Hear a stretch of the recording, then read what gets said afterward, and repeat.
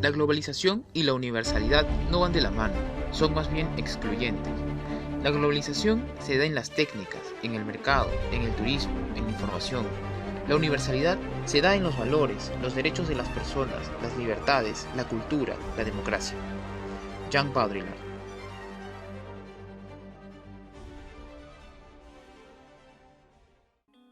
Tengan todos los presentes nuestra más cordial bienvenida a la presente conferencia desarrollada por estudiantes del quinto ciclo de la Escuela Profesional de Sociología de la Universidad Nacional José Faustino Sánchez Carrión de Huacho.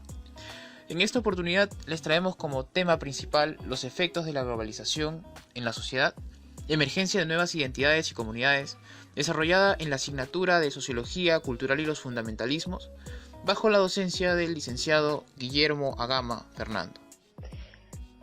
Bien, mi nombre es Verónica Carreño Marcos y daré inicio a la exposición hablando sobre las paradojas de la sociedad del riesgo mundial de Ulrich Beck.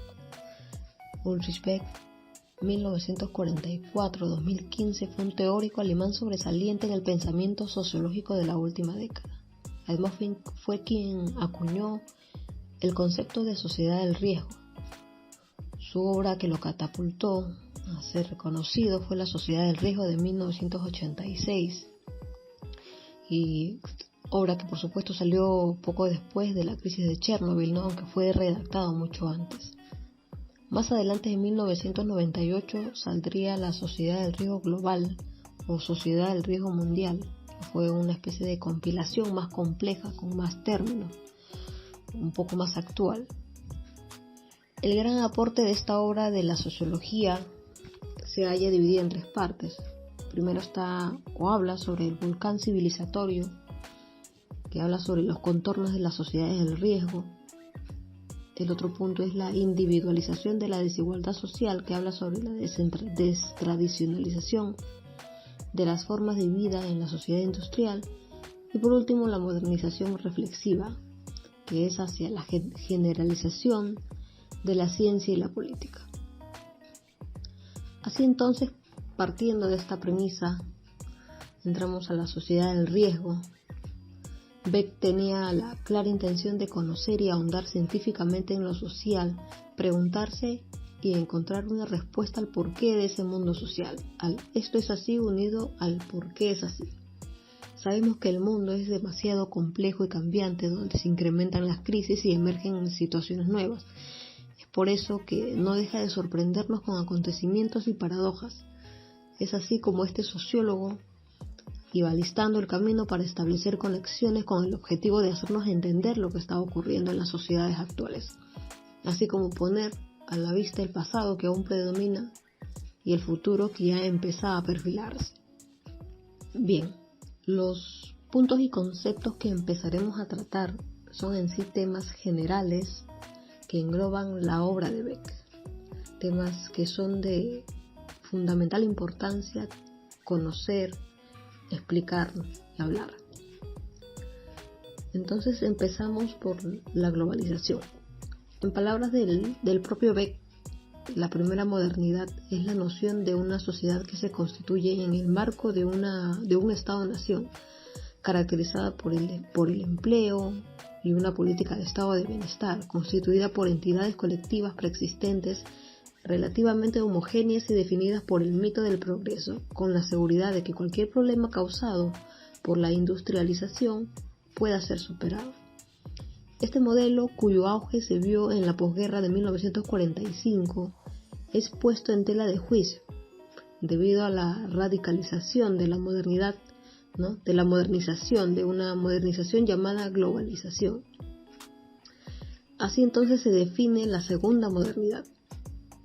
Segunda modernidad es un concepto del que habla bastante Beck en toda su obra. Es con el concepto que más trabaja. Así entonces, como venía diciendo, define la segunda modernidad como el proceso donde la individualización de la sociedad alcanza una máxima expresión, dando traste con la visión asistencialista y desarrollista de la primera modernidad. El segundo punto a tratar es la diferencia entre peligro y riesgo. riesgo es entendido en oposición a los dramas naturales que siempre han asaltado a la humanidad, como un peligro generado por decisiones sociales derivadas de las ventajas y oportunidades industriales. La diferencia entre peligro y riesgo es la voluntariedad, ya que el peligro tiene que ver con la fatalidad, con aquello que ocurre exterior a nosotros que no podemos evitar, y el riesgo es la exposición voluntaria calculada a un daño para obtener un cambio. Una diferencia adicional es que el peligro se sitúa y delimita en un tiempo y espacio. Sin embargo, el riesgo es constante y permanente. Se establece una sociedad de enormes riesgos, pero también de infinidad de opciones. Por ejemplo, el ejemplo que vemos en pantalla, el ejemplo del tiburón. Mientras nosotros estemos en una playa y observemos a un tiburón en el mar, a lo lejos, esto va a significar el peligro. Pero cuando en caso nosotros que querramos entrar al agua, para nosotros ya va a significar un riesgo. ¿Por qué? Porque nos estamos adentrando al problema en sí. Bien, pasaremos a hablar de dos paradigmas de desigualdad social, que es el reparto de la riqueza y reparto de riesgos. Es así, entonces nos dice que se trata de comparar dos lógicas de desigualdad social. En primera, el problema en cómo se repartía la riqueza socialmente producida de manera desigual y legítima. Y en segunda, que debe solucionarse el problema de minimizar, relativizar y canalizar los riesgos que se han producido en el transcurso de la modernización, no solo para ponerle límites, sino para repartirlos también, para que resulten soportables para la humanidad. Los países del tercer mundo todavía se encuentran sumidos en un dilema de reparto de la riqueza y los conflictos que lo suceden. Quieren hallar el camino del desarrollo científico para ser llevados a una etapa de modernización. Por otra parte, los países desarrollados son los que pierden el interés por la escasez, ganando espacio la conciencia de la amenaza de los efectos secundarios y las fuerzas productivas que libera el proceso de sobredesarrollo. Así Beck alude a estas como sustancias nocivas y a veces radioactivas presentes en el aire, en el agua, en la tierra, en los alimentos, que son consecuencias del desarrollo tecno-industrial. No importa si los riesgos son diferentes entre sí, al final son agrupados porque causan daños sistemáticos y a veces irreversibles. El análisis de los riesgos deja de ser algo que los científicos establecen y pasa a ser la gestión política quien administra y soluciona. Supone la lucha de visiones de diversos actores y grupos de intereses. Beck explica que la lógica del riesgo sigue de cierta manera la lógica del reparto, de la riqueza, pero se aparta de esta última debido al efecto boomerang, ya que los riesgos de la modernización afectan a quienes los producen o se benefician de verlos producido. El segundo punto a tratar es sobre la modernidad reflexiva. Para los autores contemporáneos como Anthony Giddens, Scott Latch, Alain Touraine, Zygmunt Bauman, Brahim, Niklas Luhmann y el mismo Ulrich Beck, las sociedades modernas desarrollan un modelo industrial y tecnológico con efectos que provocan riesgos, contingencia y ambivalencia para los individuos y también para los colectivos. Se habla de modernidad reflexiva no solo como reflexión, sino como autoconfrontación de la modernidad consigo misma. Se dice que el mayor conocimiento, la mayor reflexión no garantiza el control de los efectos y riesgos a los que estamos expuestos. La modernización reflexiva expresará la autoconfrontación de los sujetos con efectos que genera la sociedad del riesgo, resultados no asimilados por los parámetros institucionalizados de la sociedad industrial. Lo reflexivo es el momento en que la modernidad se ve. Es una transformación que se produce sin planificación y latente en el transcurso autónomo de la modernización bajo tres aspectos al intacto ordenamiento político y económico. Es decir, una radicalización de la modernidad que abre paso a la contramodernidad. Estos tres puntos o tres aspectos son la relación naturaleza-cultura, el fin de las seguridades y el desencantamiento. Con respecto a la relación naturaleza-cultura, los recursos naturales fueron utilizados y degradados por las sociedades industriales, provocando problemas ambientales junto a accidentes nucleares.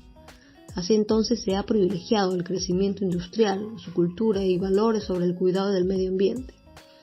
Con respecto al fin de las seguridades, este abarca el terreno de la ciencia, las identidades, las acciones sociales, las decisiones políticas.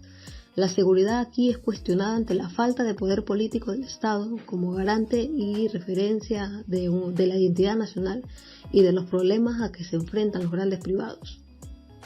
Ya en el desencantamiento, el deterioro y la descomposición de los referentes colectivos que mantenían unida a la colectividad, que son las ideas de progreso, la seguridad, el Estado, los sindicatos, etc., dan pie a procesos de individualización. Bien, ahora hablaremos de riesgo ambiental y político. Hablamos de 3 clases de riesgos ambientales. Se habla de conflictos a causa de malos producidos por buenos, es decir, los daños ecológicos condicionados a la pobreza y los peligros técnico-industriales, y por último a la proliferación de armas de destrucción masiva. A modo de explicación surgida desde Beck, entendemos que en el primer riesgo, que es los daños ecológicos, nos da un ejemplo de estos daños ocasionados por las riquezas y los peligros técnicos industriales, como el agujero de ozono, el efecto invernadero, la manipulación genética y las técnicas de trasplantes, mostrándose en algunos países de alto grado de riqueza y desarrollo científico, los países desarrollados, Con respecto al segundo riesgo, se habla del uso exagerado de recursos naturales y energía por parte de grupos y comunidades pobres, generando destrucción de la selva forestal y el bosque tropical, asentando las industrias peligrosas en estos países, huyendo de los estándares ambientales generados por el deterioro del hábitat. Es decir, los países que son más desarrollados trasladan estas industrias que causan daño al medio ambiente, los trasladan hacia los países que son del tercer mundo, con tal de evadir las leyes o las reglas impuestas que van contra el cambio climático. El tercer riesgo hace referencia a las armas nucleares, las químicas y biológicas sin control alguno, fomentando el terrorismo fundamentalista o privado, poniendo en riesgo al mundo de manera generalizada.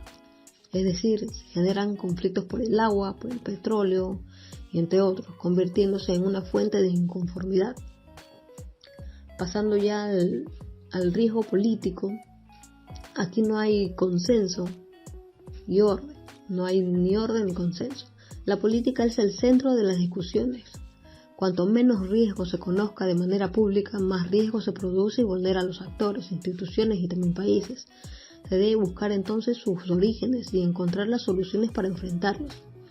Así entonces la sociedad del riesgo se caracteriza por la paradoja de la degradación medioambiental creciente, en combinación con una expansión del derecho y la regulación ambiental.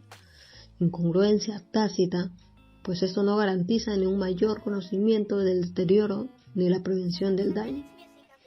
De este modo se rompe con las capacidades de soporte de las sociedades utilizando a la razón como instrumento de industrialización, y a la modernidad reflexiva se asienta en la desconfianza de los sistemas de certeza, abriendo la puerta a la ambigüedad. El viejo orden entonces se hace añicos y las ambivalencias de una civilización de riesgo afloran.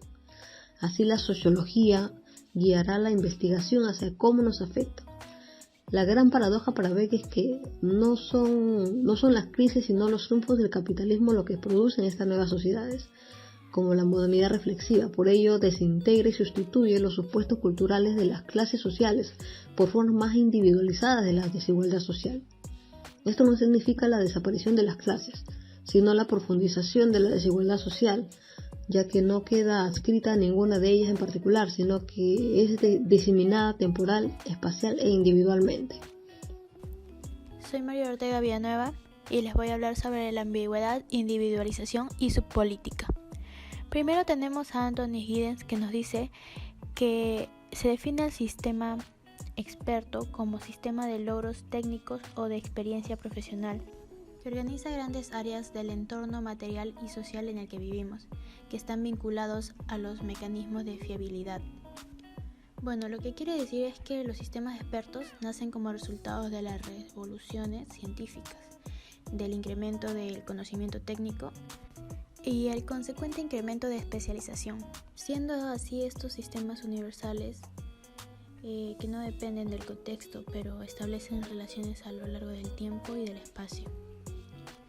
De este modo, estos sistemas desarrollan su experiencia y sus expertos, creando una distancia social entre el profesionalismo y las poblaciones a los que van dirigidos. Por ejemplo, el modelo moderno de la salud, que está basado en la pretensión de formar parte del modelo universal en la ciencia, modelo que domina todo el globo, condenando así a las otras perspectivas al ridículo o a ser calificadas como alternativas. A diferencia de Giddens, Beck no piensa que los sistemas de expertos puedan generar un orden confiable. Al contrario, establece que todo sistema de racionalidades, ya sea creadas o difundidas por los mismos expertos, con relación a la sociedad industrial, ¿no? Él dice que han creado una realidad que conduce a patrones y fórmulas obsoletas, que no pueden dar cuenta de la materialidad a la cual nos enfrentamos. Beck enfatiza que la realidad está permeada por la ambigüedad y que el mayor reto lo constituye la habilidad de poner en práctica las diferenciaciones inclusivas. Bueno, Alfie y Méndez nos hablan sobre la angustia, la no certeza, la inseguridad, la desigualdad que es vivida, ¿no?, de forma individual y de manera permanente, como cotidiana, podría decirse. Esto se vive en las diferentes estructuras donde participa el sujeto. Cabe mencionar 3 casos abarcados, como la familia, por ejemplo, es la primera, que por los cambios y las transformaciones radicales en los roles que desempeña el hombre y la mujer, por ejemplo, la mujer sale del ámbito privado al público, desempeña infinidades de labores y expande su necesidad de conseguir trabajo. Esto hace que la estructura de la familia se modifique. El segundo sería los centros de trabajo, ¿no? Las políticas de flexibilización laboral recientemente incorporadas, por ejemplo, han provocado la posibilidad de vivir una forma especial de desempleo, convirtiendo así esto en un elemento de activo en la vida de cualquier individuo. Y bueno, por último está el caos ecológico, donde los altos costos de salud y de calidad de vida han llegado a provocar, por el modelo de desarrollo adaptado ahora, que se viva una incertidumbre en esto. Este modo de vida se explica por el abandono que ha sufrido por parte de las instituciones del Estado, quienes les deberían brindar ciertas seguridades. La paradoja es que si antes esos individuos agrupados en sociedad se definían en opciones a las medidas gubernamentales, actualmente en el escenario global donde las acciones estatales tienden a disminuir, se configura una nueva sociedad que ya no repudia o cuestiona, sino añora esas medidas, ya que de ahí que la individualización significa que la emergencia de una dinámica institucional hacia el individuo, ¿no?, más no el colectivo, cuyo efecto se expresa en la precariedad y flexibilidad laboral. Para Beck, entonces, él nos habla de la subpolítica, que se distingue de la política ya que este es un proceso de conflictos relativos al reparto de poder y las posiciones de poder, en que a los agentes externos al sistema político o corporativo se le permite aparecer en el escenario social, ¿no?, como grupos profesionales y también ocupacionales. La inteligencia técnica en fábricas, instituciones de investigación, trabajadores calificados, inactividad ciudadana, la opinión del público y así muchos más, ¿no? Y no solo los colectivos, sino también a los individuos que compiten con estos y entre sí, pues, por el creciente poder configurado de lo político. Se trata de cambiar el poder y reconfigurar la sociedad desde abajo. Grupos que no estaban inmersos en el proceso de tecnificación e industrialización ahora quieren un espacio de participación en las organizaciones sociales, y ahí hay un surgimiento de diversos actores en el escenario político. Ahora hablaremos de Luhmann y el riesgo como mecanismo de observación. Ya que Beck puso el tema de riesgo en el centro de la discusión, Luhmann delimitó el fenómeno conceptualmente observándola desde una teoría sistémica de la sociedad, donde la comunicación es la unidad básica de lo social. Luhmann explica que no se aproxima al riesgo en tanto que el fenómeno real efectivamente provocado por la acción humana, sino en tanto a que es un esquema de observación. Es decir, en tanto que la comunicación sea capaz de construir la realidad. Y bueno, él menciona que los eventos del mundo no son en sí riesgosos, sino que se hacen tales cuando los observas desde la óptica del riesgo, ¿no? Luhmann realiza un modo de observación donde no se hace distinción solo de lo que es riesgo, pues se necesita saber qué hay más allá o qué es lo opuesto a riesgo, ¿no? Y así identifica dos posibles candidatos, que es riesgo y seguridad, que se considera una distinción insuficiente, ya que al apostar por la definición de seguridad impide observar la dinámica específica de los riesgos en la sociedad moderna, puesto que una sociedad así imposibilita la estabilidad requerida por la noción de seguridad para un desarrollo de capacidad de enlaces comunicativos. Por otro lado, también Luhmann pone en manifiesto la forma de riesgo y peligro, en la que supone que existen inseguridades en la relación a daño a futuro, ¿no? Considerando el posible daño como consecuencia de una decisión y así hablando del riesgo de la decisión que tome. De otro modo, el posible daño es provocado de forma externa, es decir, que por el entorno, refiriéndose al peligro. Y bueno, siguiendo Luhmann, podríamos decir que con los riesgos la economía se vuelve autorreferencial, independiente del entorno de la satisfacción de las necesidades humanas. Pero esto significa que la sociedad industrial produce con el aprovechamiento económico de los riesgos causados por ella, las situaciones de peligro y el potencial político de la sociedad de riesgo. Ahora hablaremos sobre Mary Douglas y la aceptabilidad del riesgo. Ella es una antropóloga británica de amplia trayectoria en estudios de sistemas simbólicos y clasificación en sociedades diversas. Publicaba La aceptabilidad del riesgo según las ciencias sociales, en la que toma como eje de su análisis un aspecto que para Beck es importante pero que termina ignorando. Lo que termina ignorando es que las bases sociales de la codificación de la percepción de los riesgos en la sociedad contemporánea. Ante esto, Beck y Douglas coinciden en que el problema de los riesgos derivados del desarrollo industrial no se corrige a partir de la transferencia de conocimiento de expertos a la gente a través de la educación. Solo sería una manera profana de preverlo. La manera de corregir este problema, según Douglas, es como con información para que los sujetos realicen una elección probabilística de determinados peligros, observando racionalmente los posibles beneficios para en consecuencia ceder. Beck y Douglas consideran que el problema de la tolerancia y la percepción de riesgo es mucho más complejo y no se reduce al conocimiento que dispone sobre las consecuencias de los peligros.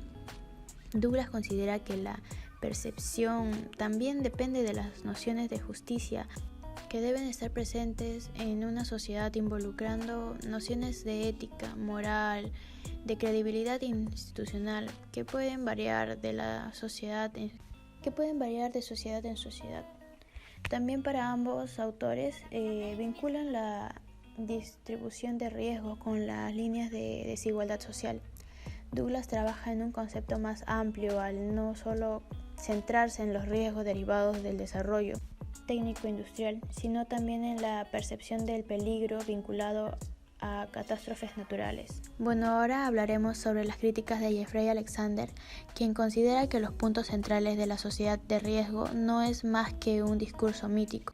Critica el punto de vista objetivista de Beck, quien dice que los problemas de la sociedad del riesgo son un hecho social objetivo resultante de los desarrollos intrasistemáticos y de tendencia en la estructura económica de la sociedad capitalista.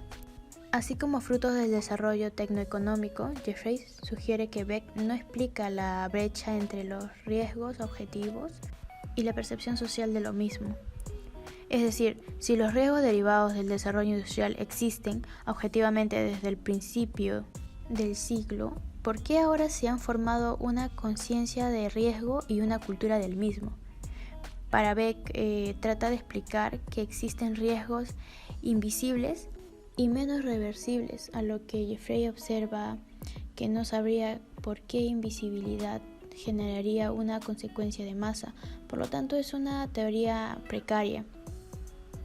Epistemológicamente tendría que haber reconocido que la percepción de esta sociedad tecnológica, atravesada por muchos riesgos, implica un viraje fundamental en los referentes sociales de este esquema cultural. Y bueno, Jeffrey considera insuficiente a Beck y Douglas, postulando como alternativa al retorno de Durkheim de la última fase de su producción para considerar los esquemas mitológicos que hacen posible la existencia de una renovada y específica conciencia contemporánea del riesgo. Es en ese plano donde se descuida el papel del mediador de la cultura que ilumina percepciones, ¿no?, de hechos de que Beck lleva a incurrir en contradicciones cuando trata de explicar el intervalo entre la existencia del riesgo objetivo y la percepción masiva de los mismos.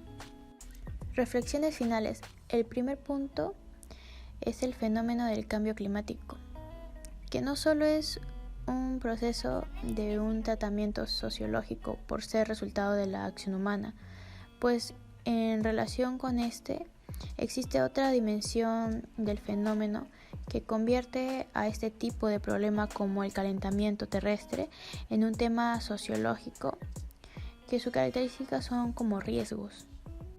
El segundo punto son los riesgos relacionados con la pobreza, que dejan un lugar central a los riesgos derivados del desarrollo, los riesgos de carácter ecológico, pues que esta emergencia de los riesgos ecológicos pone en manifiesto una paradoja, ya que justamente el éxito de la racionalidad técnico-instrumental de Occidente cumple como condición de su propia imposibilidad, es decir, que el control racional de la naturaleza hace posible la emergencia del riesgo ecológico, el control de la racionalidad de la naturaleza.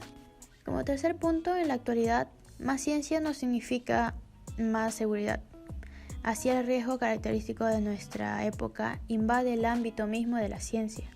Esto hace que el individuo moderno desconfíe de la ciencia y se vea en la necesidad de movilizarse para poder formar parte de las decisiones riesgosas que tradicionalmente han estado en manos de los expertos. El miedo en las sociedades globales por Heinz Butte. Soy José Guillermo Margarito Leighton y continuaré con la exposición.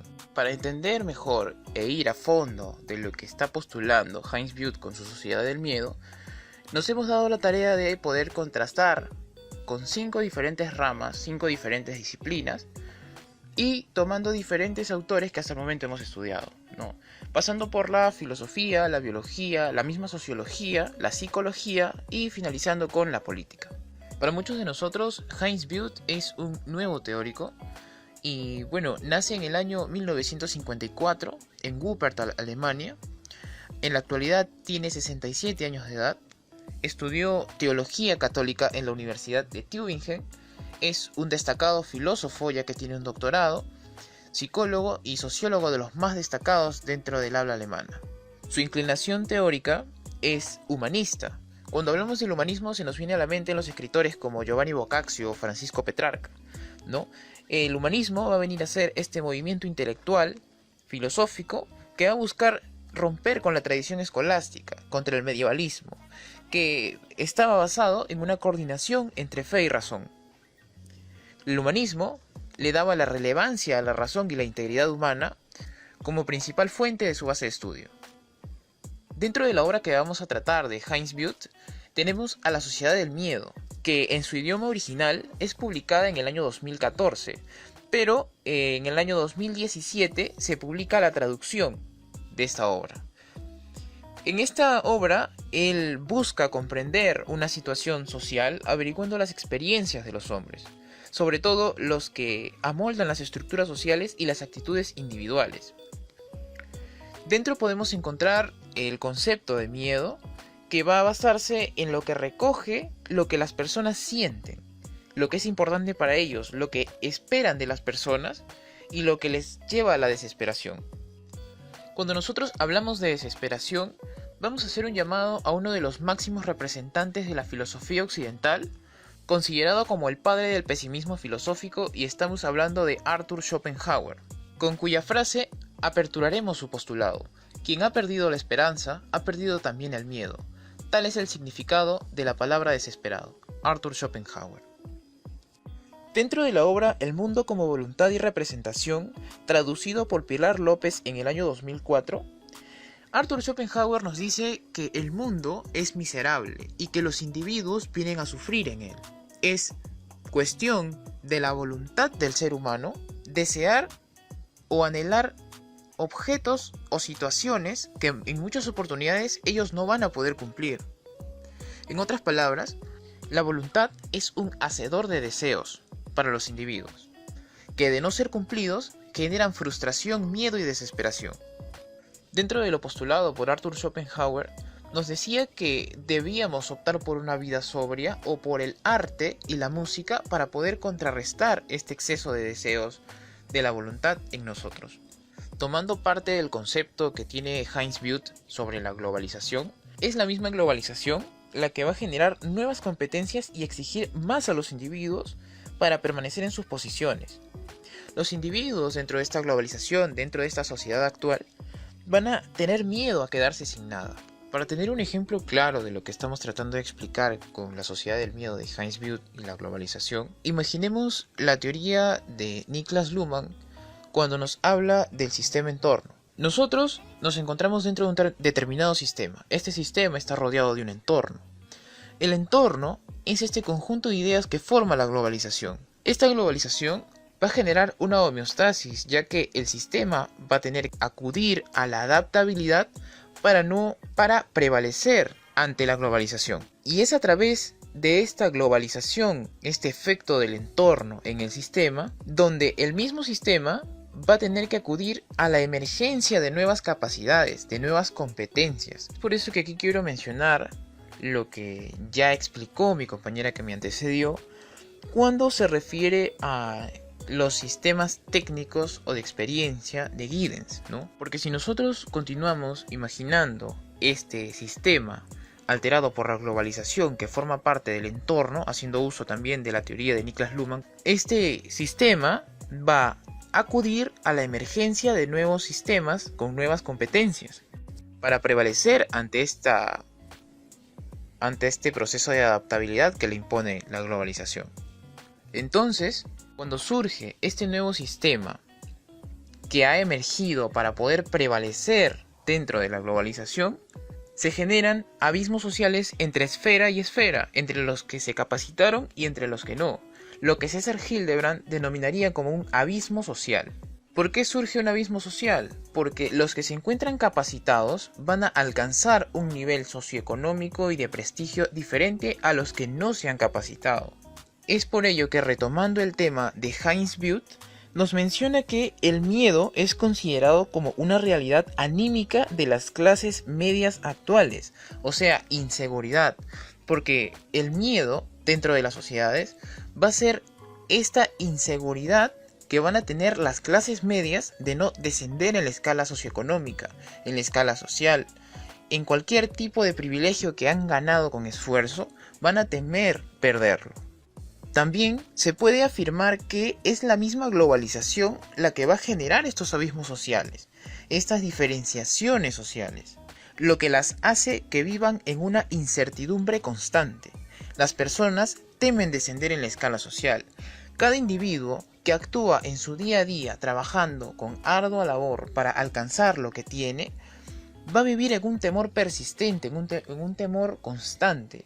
¿Por qué? Porque en cada decisión que ellos tomen, temen perder absolutamente todo. Es este miedo en el que hace énfasis James Butte cuando habla de que las sociedades viven bajo la sombra de un miedo. En conjunto, quiero también mencionar a Noam Chomsky, quien en la actualidad tiene 92 años de edad, y a Frank Furedi, cuando hablan de la cultura del miedo, que a diferencia de la sociedad del miedo, ellos postulan 3 conceptos interesantísimos para poder entender cómo las sociedades insertan el miedo en los individuos para conservar un sistema predominante. Dentro de la obra de la cultura del miedo, se busca interpretar el escenario de inseguridades desde una perspectiva sociológica, que fueron suscitadas por las ideas sociales globalizadoras. Los estados, a través de la opinión pública, utilizan el miedo como herramienta y los medios de comunicación como propagadores.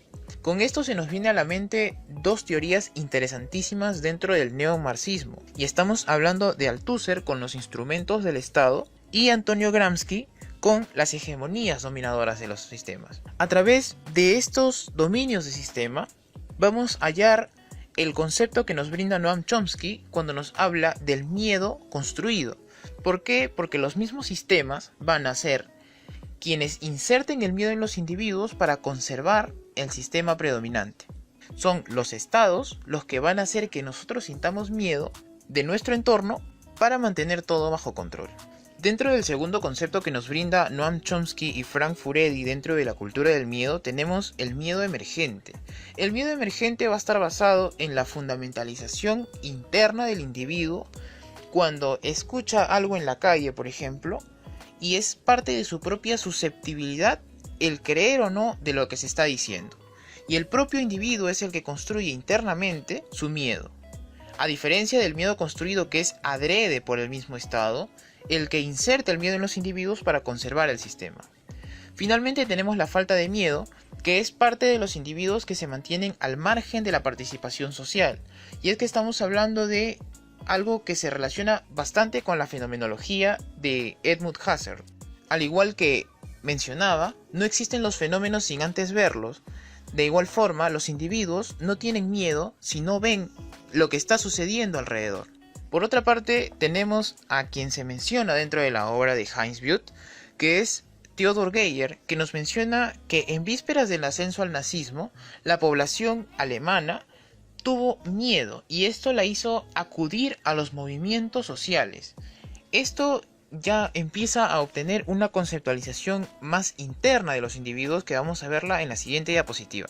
Veamos desde el punto de vista de la biología qué es lo que nos dice el miedo.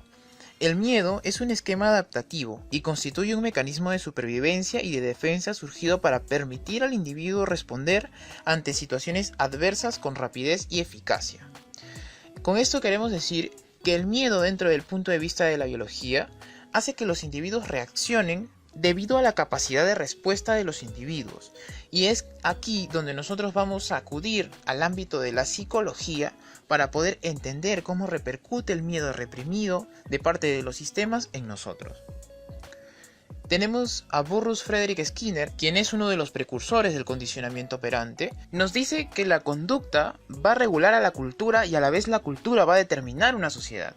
Entonces, basándonos desde el punto de vista de la biología, este esquema adaptativo y de respuesta, basándose en los antecedentes, que como menciona James Butte, es parte fundamental para lograr entender esta conceptualización del miedo en las sociedades modernas, la conducta, al ser afectada por los miedos de los antecedentes de la persona, van a distorsionar una sociedad. La misma globalización va a generar en los individuos miedos que van a regular sus conductas.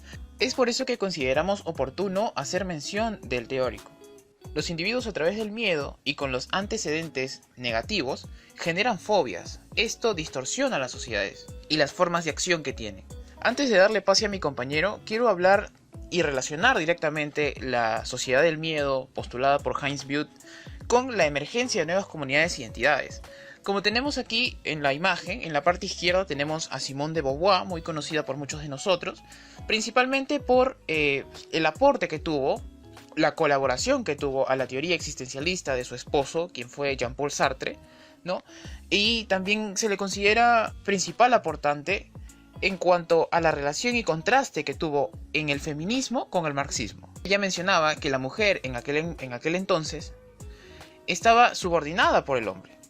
Entonces, a través de su obra, desarrollada en el año 1968, llamada La mujer rota, en la página 24 se desarrolla un concepto denominado como mala fe, que es la forma negativa de actuar del hombre por sobre la mujer. Entonces, como les he mencionado que Simone de Beauvoir tiene una orientación marxista, va a ser que esta orientación se genere como un proceso de emancipación de la mujer por sobre el hombre y buscar la igualdad de ambos. Es por ello que a ella se le anuncia como la precursora del feminismo y las marchas por las comunidades marginadas. Aquí es donde surge la emergencia de nuevas comunidades e identidades a raíz del miedo de James Beard.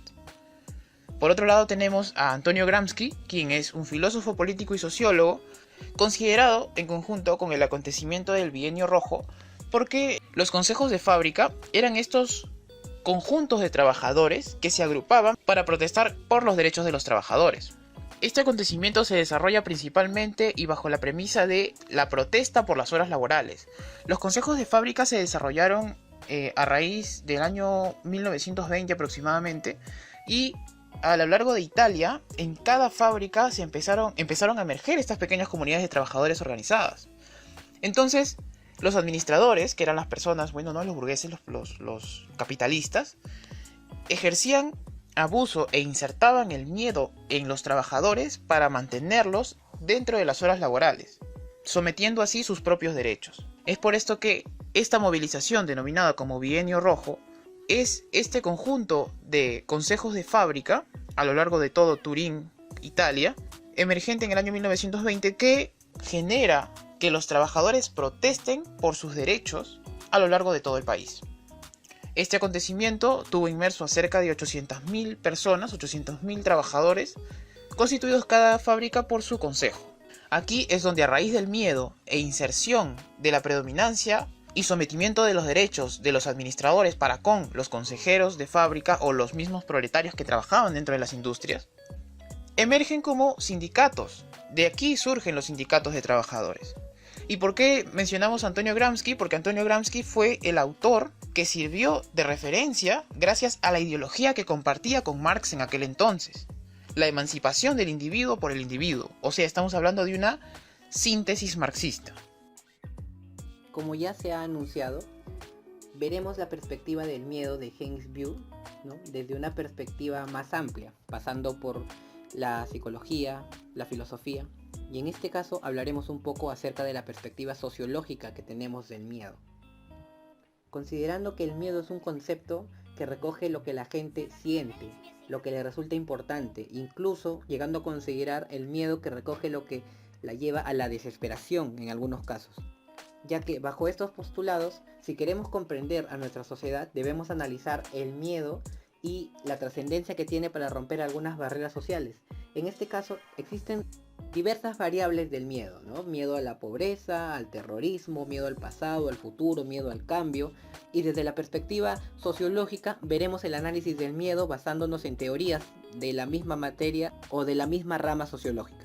Comenzaremos hablando sobre el interaccionismo simbólico, teniéndola como una corriente interdisciplinaria, ya que tiene parte sociológica, antropológica, psicológica, lingüística, ¿no? Y se debe tratar de explicar en base a ella el comportamiento de los seres humanos, a partir de lo que les permite relacionarse.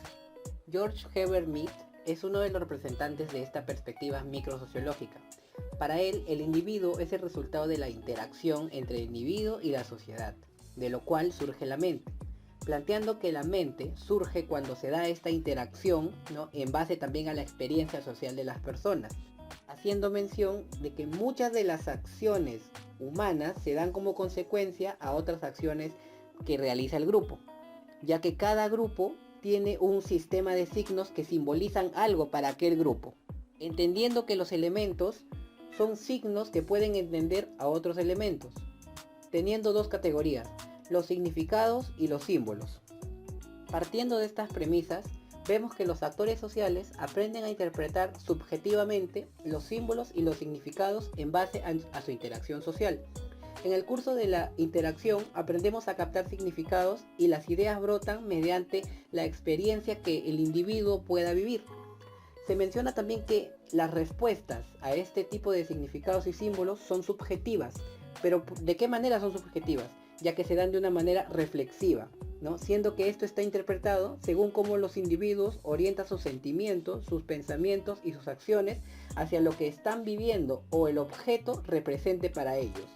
El miedo, según lo describe Hein Bu, se da en la relación a la experiencia de los individuos, haciendo que éstas se puedan amoldar a las actitudes individuales, siendo a su vez lo que el sujeto pueda llegar a sentir o lo que es más importante para él.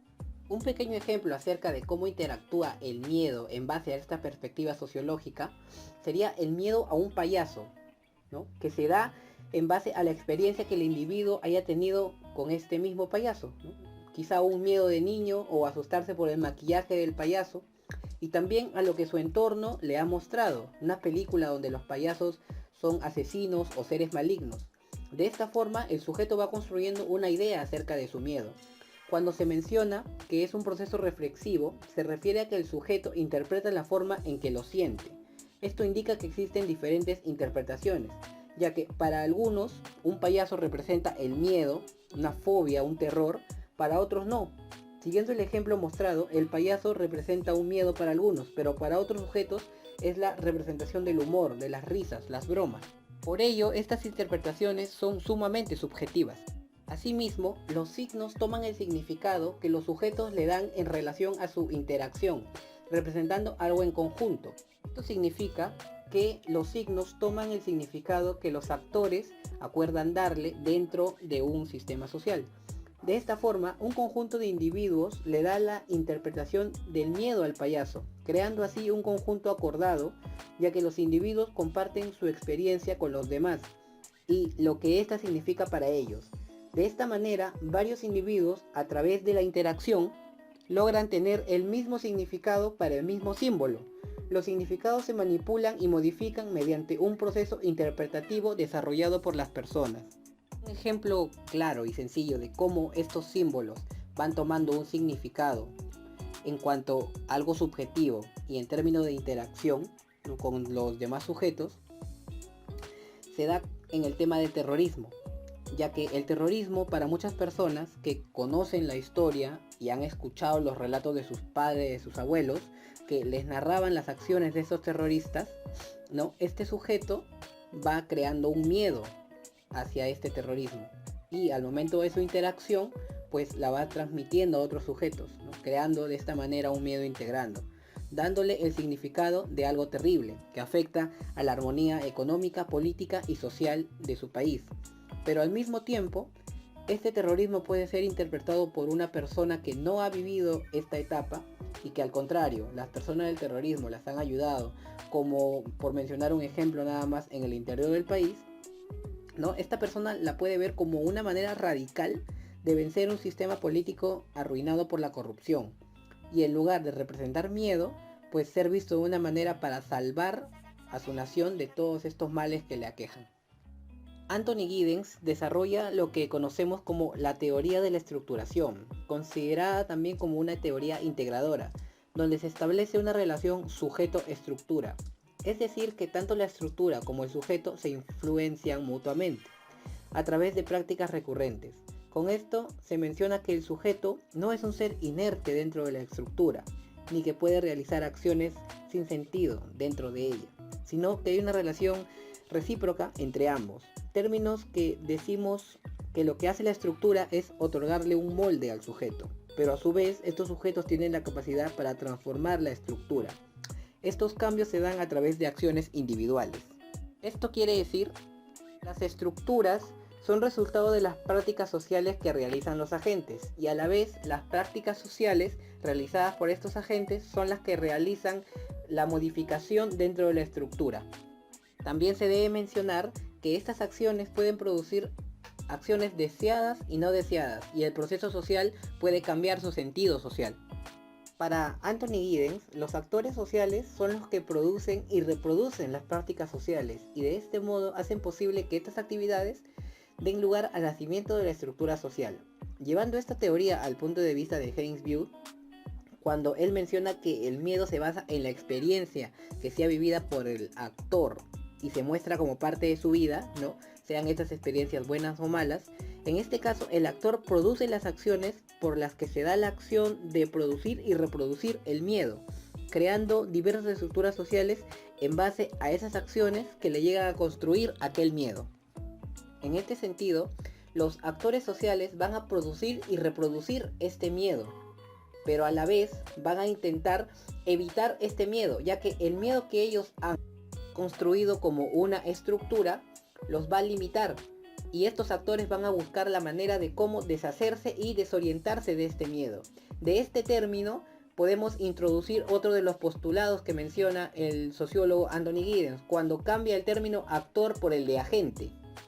El agente para Giddens es diferente, en el sentido en el que no cumple un rol específico dentro del sistema, no sigue un papel el cual la estructura lo determine, sino que el agente tiene la facilidad de cambiar su estructura, de modificarla. En este modo, las acciones que realice el individuo podrá cambiar la estructura social, digamos en este sentido, del miedo que se fue construyendo. Aquí podemos ver la matriz de la teoría de la estructuración de Giddens, en que el actor se encuentra dentro de la estructura, produciendo y reproduciendo la misma estructura. Al mismo tiempo, esta estructura libera y constriñe a la gente, pero el agente tiene la facilidad de cambiar la estructura. Esto es lo que Giddens denomina como la dualidad de la estructura. A fin de presentar una conclusión a esta teoría y su relación en base al miedo que denomina Beard, citemos el ejemplo de un individuo produciendo y reproduciendo sus actividades a través de la historia, creando con ella estratificaciones sociales, creando también así el comercio, la moneda. Al hacer estas actividades, creó lo que conocemos como la conciencia de clase, originando así tanto la riqueza como la pobreza. Ahora el agente tiene una estructura que lo va a determinar, el cual es caer en la pobreza. Por lo tanto, modificará sus acciones con el fin de no llegar a esta situación de pobreza. El agente cumplió y cambió el miedo a la pobreza, que es su estructura, mediante trabajo, ahorro o digamos un negocio. Pero ahora, esta nueva estructura que ha creado lo va a condicionar a seguir trabajando, creando así el miedo a quedarse, digamos, sin sustento, o quizá quedarse sin comida. Entonces de esta manera se va a reproducir la acción del agente y la estructura. Mediante el agente va a seguir modificando, produciendo y reproduciendo su estructura, pero a la vez cada estructura que cree va a limitarlo y constreñirlo para que el agente pueda seguir en esa acción cíclica. También mencionaremos al sociólogo Pierre Bourdieu, ¿no?, quien define su teoría como un constructivismo genético o como un estructuralismo constructivista. Dentro de ello, ¿no?, él denomina lo que conocemos como el campo, que es inseparable de la génesis de los individuos biológicos, que en parte, ¿no?, son producto de las estructuras sociales. Bourdieu analiza lo objetivo dentro del campo, ¿no?, como estructuras que son independientes de la conciencia y de la voluntad de los agentes, y que pueden limitar sus prácticas, haciendo a su vez el análisis de las estructuras mentales representados con el concepto de hábitus, ¿no?, definiendo el hábitus como un sistema de disposiciones duraderas y transferibles, estructuras estructuradas dispuestas para funcionar como estructuras estructurantes. Según Bourdieu, ¿no?, el hábitus hace referencia a disposiciones. Este sistema permite actuar, percibir, pensar, ¿no? Estas acciones son duraderas y transferibles. En otras palabras, se puede transferir, ¿no?, a otros mediante un proceso de socialización. Al hablar sobre el concepto de campo, las estructuras que componen el campo no son estructuras rígidas, sino que son una articulación de relaciones entre los actores o posiciones de los actores dentro del campo. Las posiciones que tengan los actores dentro del campo se definirá en las relaciones con los demás. Los diferentes campos constituyen un cosmos general mucho más grande, que es lo que Bourdieu llama el espacio social.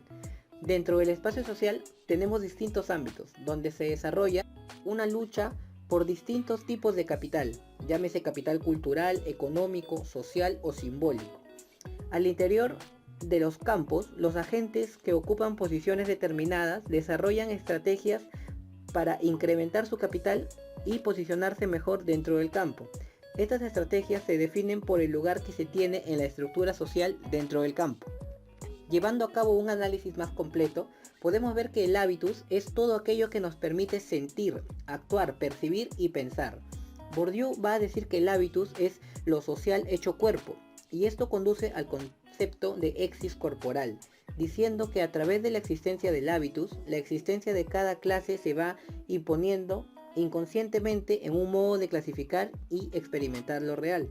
Trayendo nuevamente el concepto del miedo de Hainsview, la historia que menciona Bourdieu viene siendo la experiencia que menciona View. De esta manera, el individuo logra integrar el sentido o el sentir miedo dentro de su hábitus.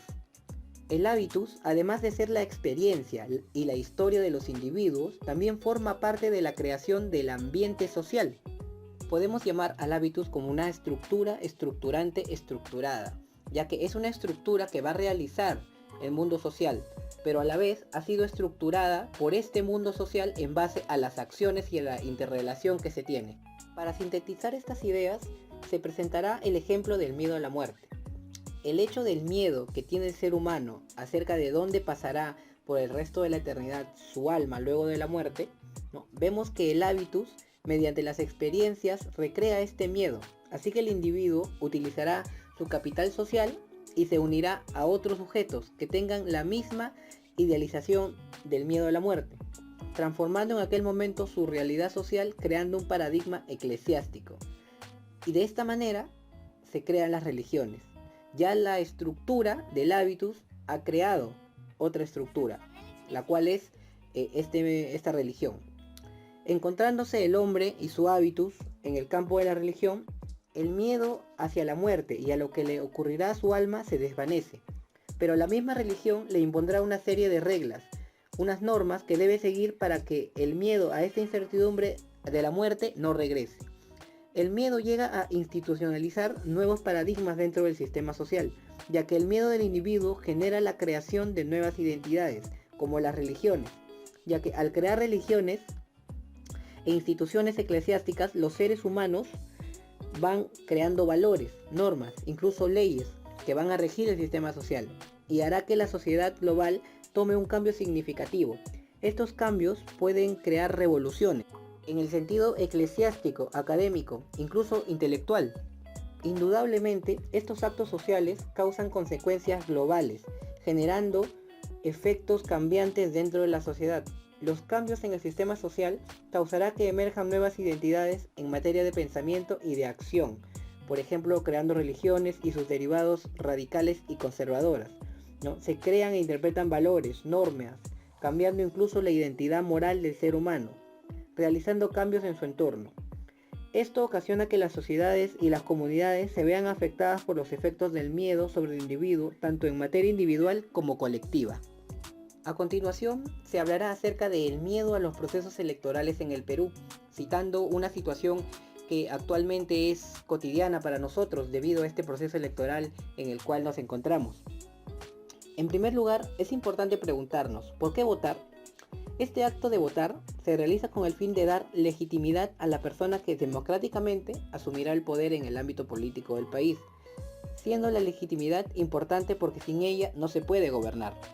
El primer caso de elecciones en el país se da incluso antes de la República, en el año de 1812, cuando se crea la Constitución de Cádiz, ¿no? La Constitución Española de Cádiz va a convertir en ciudadanos a todos los que van a votar, incluso a los analfabetas. De aquí parte que los primeros sufragios se dieran en el periodo del virreinato. Esto nos da un claro indicio de lo caótico que fueron las primeras elecciones dentro de nuestro territorio. Aunque se debe mencionar también que no hubo un cambio tan significativo al pasar del virreinato a la Primera República. Los datos que a continuación se van a manifestar se encuentran en el libro El miedo en el Perú en el siglo XIX al XX, escrita por Claudia Rosas Lauro, donde nos muestra que en los inicios de la República ya comenzaba a implantarse en el territorio estos procesos de violencia entre aquellas personas que apoyaban a uno u otro aspirante al poder político. De esta manera se fue fomentando y aumentando el miedo en relación a las elecciones, ya que los procesos electorales a inicios del siglo XIX no duraban un día como en nuestros tiempos, sino que se recurría a varios días durante el sufragio. Pero, ¿qué era lo importante en este tipo de eventos? Que los partidarios de uno u otro aspirante al poder político se ponían a pelearse dentro de las plazas mayores, causando el miedo dentro de las personas que iban a realizar su voto. Hoy, en pleno siglo XXI, aún existen estas riñas entre personas que apoyan a los candidatos, solo que hoy se muestra más estilizado, se puede decir hasta cierto punto, ya que por el nivel que muestran los partidarios, incluso los mismos representantes, no se le puede llamar algo civilizado. No solo ocurría estos actos de violencia, también se daban los primeros indicios de fraudes electorales. En el libro Historia de la República del Perú de Jorge Basadre, en la edición del 2014, en el cuarto tomo, nos muestra el testimonio de Manuel Atanasio Fuentes. Su testimonio se puede encontrar en la página 245 a la 246. Pero esto da el inicio de los fraudes electorales, la compra de votos, incluso lo que hoy conocemos como lucrar en base a política. Los famosos fujitrolls, que abundan en las redes sociales, y las ya conocidas portátiles, que acompañan a los candidatos a todos lados, pero no porque se sientan identificados con su ideología, sino por una recompensa monetaria y así otros ejemplos. Vemos que en el siglo XIX ya se tenían previstas estas prácticas en la política peruana. Cuando se menciona a los corredores, se trata de sujetos sin escrúpulos que compraban y les aseguraban en base a dinero a sus candidatos que conseguirían los votos. El miedo a este tipo de personaje como los corredores, se refleja cuando estos sujetos utilizaban la fuerza física o las armas de fuego en pro de conseguir los votos. Incluso algunas personas eran encarceladas en calabozos por días, dándoles simplemente una moneda o licor para que ellos puedan pensar su voto. Obviamente dentro de estos calabozos eran golpeados. No cabe duda que esta fue una época marcada por el miedo y el terror político. Diversas fuentes históricas narran que los votantes debían asistir a las urnas con armas de fuego, varas o algún objeto con la cual puedan defenderse. Debemos mencionar también la desestabilidad económica que ocurre en un proceso electoral y que este tipo de acontecimientos no son ajenos a nuestro tiempo, ya que la estabilidad socioeconómica del país se define dependiendo de qué candidato, sea de extrema derecha, de extrema izquierda, generalmente genera inflación dentro de la moneda, como es el dólar, el coste elevado de alimentos y una incertidumbre laboral.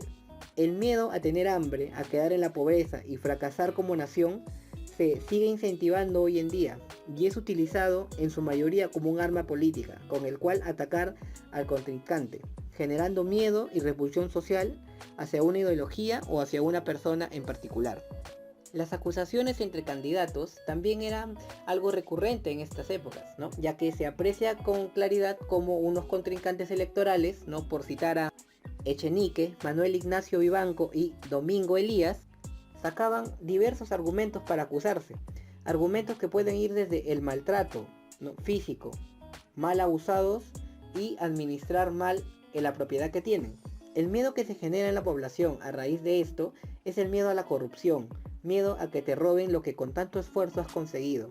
Aún en esta época no somos esquivos a tales predicamentos, ya que aún nos encontramos en la inmadurez de la política peruana. La población tuvo una reacción frente a todos estos procesos de caos, Se encerró en sus casas y no salió a las urnas a cumplir con su deber cívico.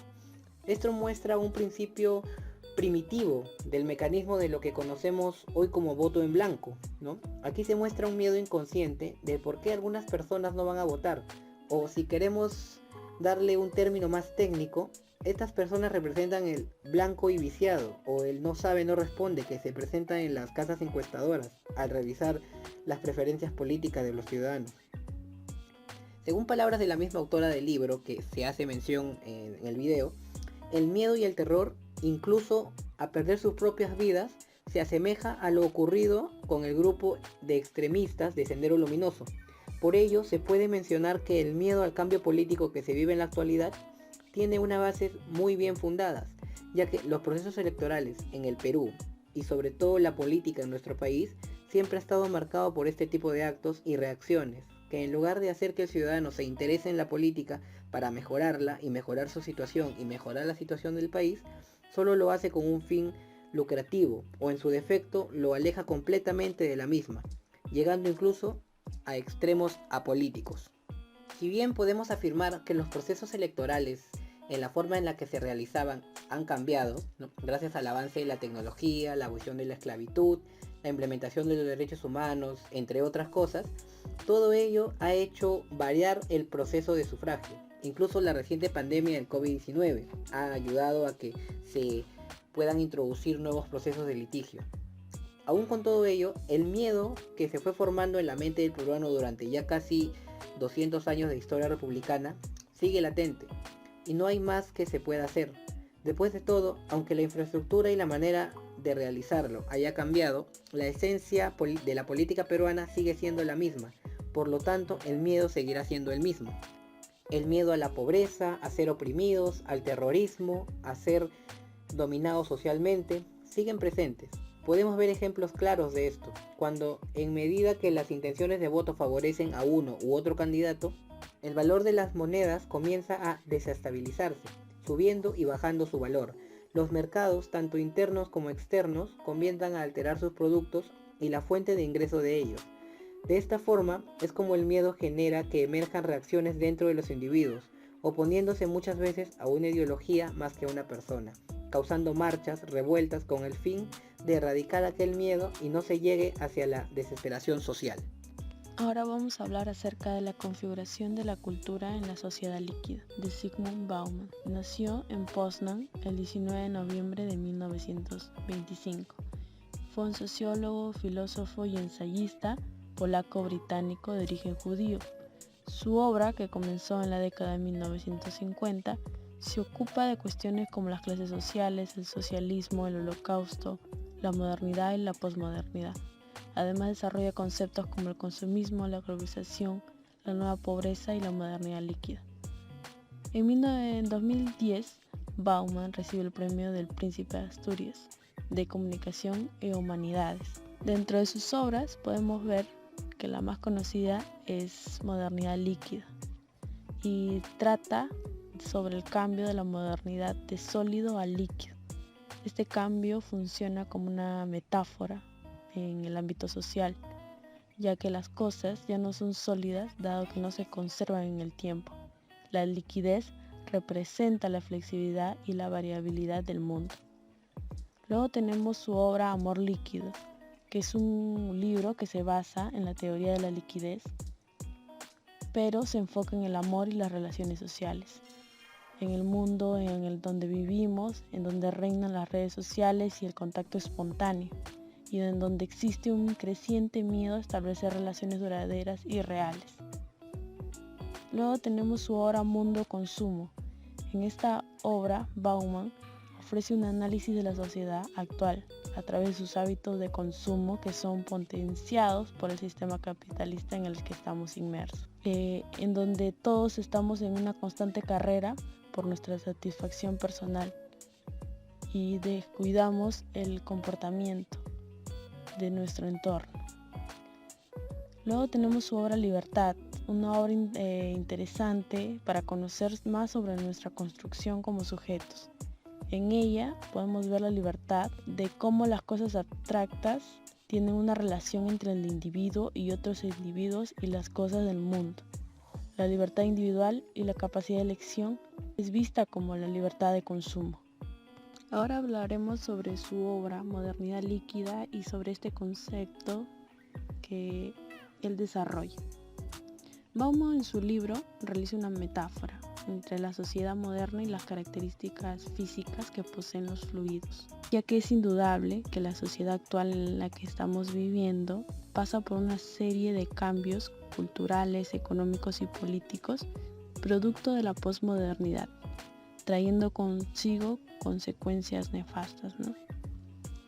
Bauman afirma que la familia, como cédula de una sociedad sólida, al igual que las instituciones políticas que dan orden jurídico y social, han perdido su norte, desvaneciéndose y fluyendo como lo hacen los líquidos.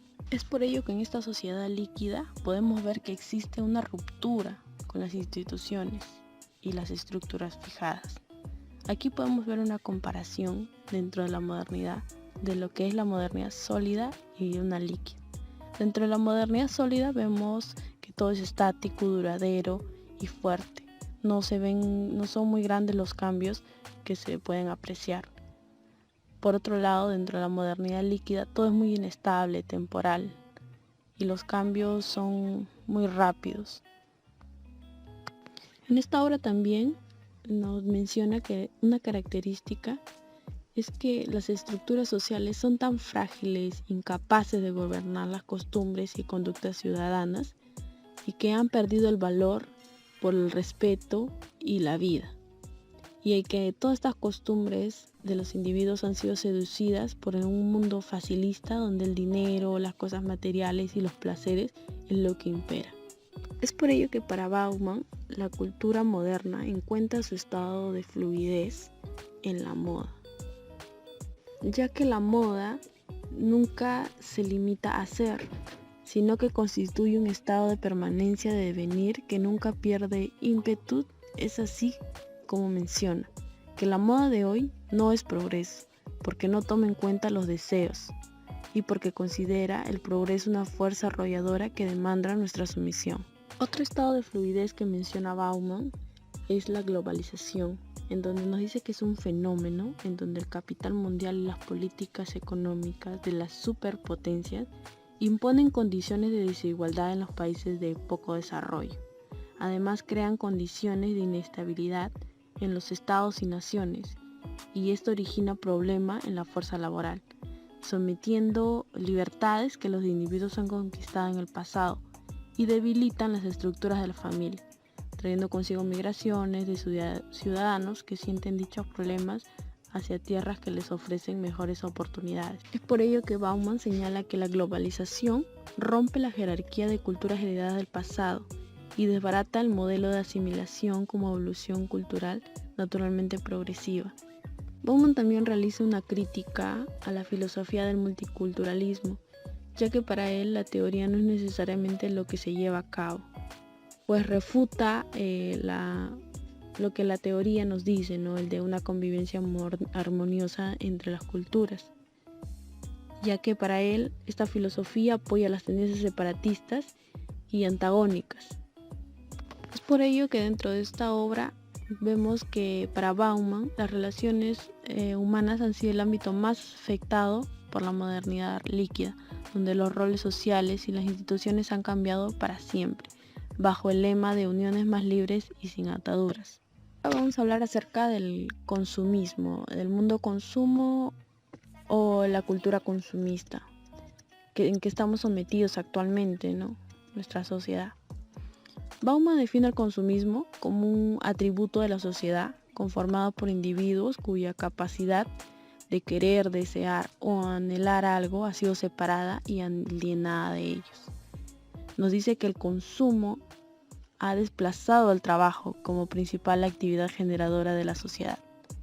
Es por ello que nos dice que el gran problema del consumismo es que se representa al evaluar la capacidad de la sociedad para mantenerse a la altura de sus propias aspiraciones, en donde el propósito general o fundamental del consumo es elevar el estatus del consumidor al de un bien de cambio vendible, y no es conveniente olvidar que el desempeño eficiente del consumidor recae sobre la responsabilidad de cada consumidor. Por otro lado, vemos esta cultura consumista que actualmente todos tenemos, ¿no? En donde la característica principal de esta cultura es negar los valores de la postergación de la gratificación, elevar lo novedoso por encima de lo perdurable, ¿no? Cambiamos el valor real de las cosas. Reducir el colapso entre el nacimiento de un deseo y el momento de su desaparición.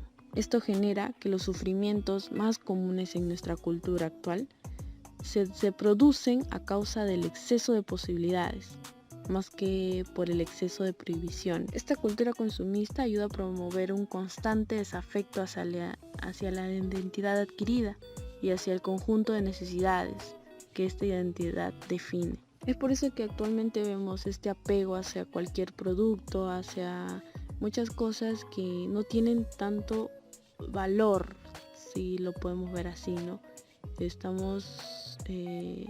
somos muy frágiles ante el consumismo, ¿no? Todos de alguna forma caemos a los pies de esta cultura que se nos ha hecho. Esta sociedad o cultura consumista genera daños colaterales. El más importante es que la sociedad contemporánea es la transformación absoluta de la vida humana en un bien de cambio. Todo se ha transformado, toda la vida humana se ha convertido en un objeto, por decirlo así. Y los daños colaterales son múltiples. Aquí donde nos habla de la infraclase, que a diferencia de la clase baja o la clase que no puede adquirir, esta infraclase se refiere a una sociedad que no es accesible para todos, que excluyen a una categoría de gente a quien se le aplica la ley negándole el poder de adquisición y no tienen un valor en el mercado porque no son capaces de consumir, no son capaces de realizar una compra o el poder adquirir algo, un producto. Por ello que Bauman plantea o apela a un estado social como una posible solución para esta sociedad consumista, ¿no? Que ayude a que todos tengamos derechos sociales para todos. Ahora vamos a hablar acerca del amor líquido. Es aquí donde vemos que se disuelven las instituciones principales que mantienen a la sociedad, ¿no? Como es la familia y el amor. Una buena pregunta sería, ¿estamos en un estado de liquidación del amor o de liquidez? Ya que Bauman dice que hablamos tanto actualmente por las redes que ya tenemos un miedo a generar esas relaciones reales, esas conexiones reales. Eso ha generado, ¿no?, un miedo dentro de nosotros, ya que a diferencia de las relaciones de parentesco, pareja o de familia, en donde podemos ver que resalta el compromiso mutuo, es todo lo contrario lo que vemos en las redes, ¿no?, que representa solo una matriz que conecta y desconecta, o que se conecta y se desconecta en el momento en que nosotros decidamos. Entonces podemos ver que actualmente el tener una familia o tener hijos o tener esa visión son obstáculos, ¿no?, para los sujetos que están viviendo o desarrollándose en esta sociedad líquida, ya que actualmente todos solamente queremos consumir algo para luego descartarlo. No tenemos esa mente de conservar, sino todo queremos desecharlo rápidamente. Esto es lo que le sucede a los homo consumens, ¿no?, como él los llama. Es por eso que podemos ver que en muchos países de Europa no existe ya los niños, ¿no? La mayor población es adulta en etapa de senectud, ya que esta población con este pensamiento líquido, como lo llama Bauman, ya no piensa en tener familia o tener hijos, simplemente quieren vivir el momento, ¿no?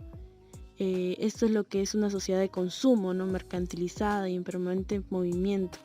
En esta sociedad ya no existe la unión entre dos personas como algo definitivo, sino se usa, se disfruta y el resultado solamente es la búsqueda de placer momentáneo.